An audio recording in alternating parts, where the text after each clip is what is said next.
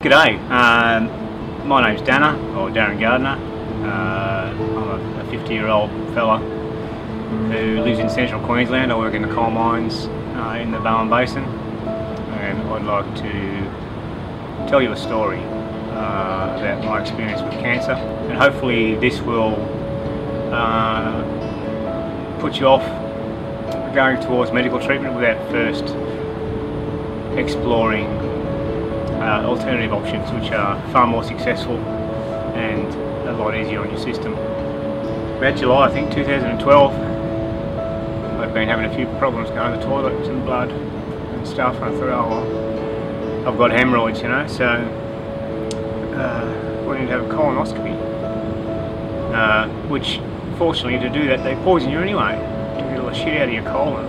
Come in, he said, oh, you've got a growth.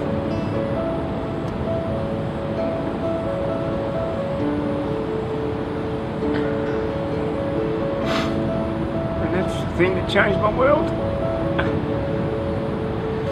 They said I'm going to live, they said I'm going to survive.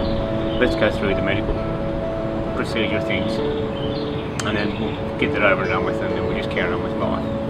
In the long run, everything they did from then on was unnecessary. So anyway, the chemo started.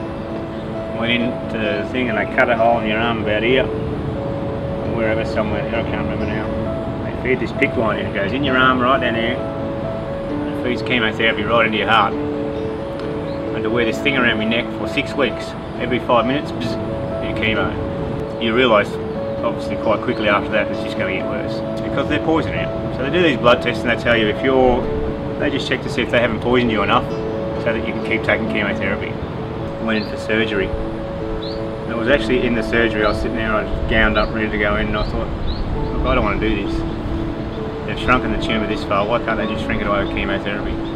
The biggest mistake I made, I should not have gone in, I should have sought some other way.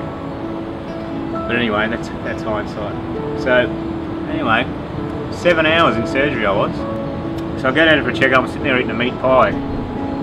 And this was sort of became an epiphany to me later on. And the nurse comes out and said, what are you doing? I said, well, I've missed lunch, I'm just having a pie before I go to the doctor. Oh, she said, you shouldn't be eating meat.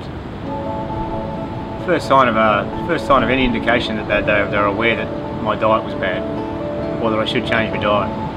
The doctor did my colonoscopy right at the start of the month. I did it on a Friday, I went and saw him Monday. He said, mate, all good, no drama, don't come back and see me for at least 3 years. And I thought, yes, so I'm on Facebook, I'm cured, I've beaten it, you know what I mean?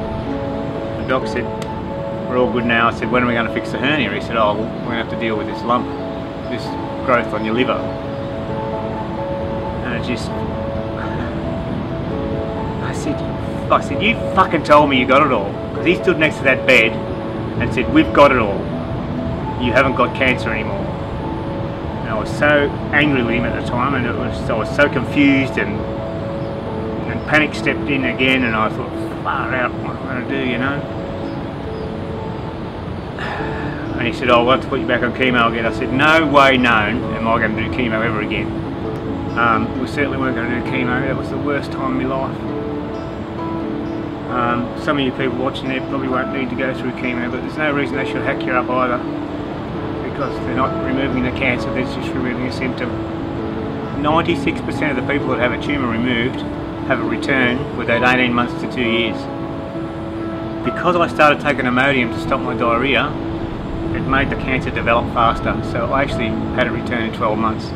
The doctor had made the appointments for me with the surgeon in Brisbane, and I was going to go down to confirm it all. I was going to go down and get more, whatever it is, radium, and that pumped into me to confirm it was cancer. And I sort of sat down and thought about it, and I said, well, there's a lump in there now that wasn't there 12 months ago.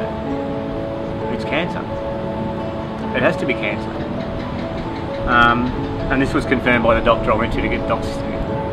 Tyler and I touched base when I was sitting in my car at the hospital. I was going to get them to book the flights to Brisbane to come down here. 10 minutes on the phone with Tyler and I was coming to Bali.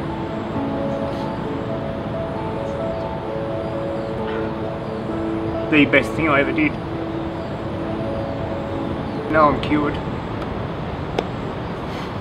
So thanks for listening. And thanks Tyler and the crew for saving my life. Rock and roll.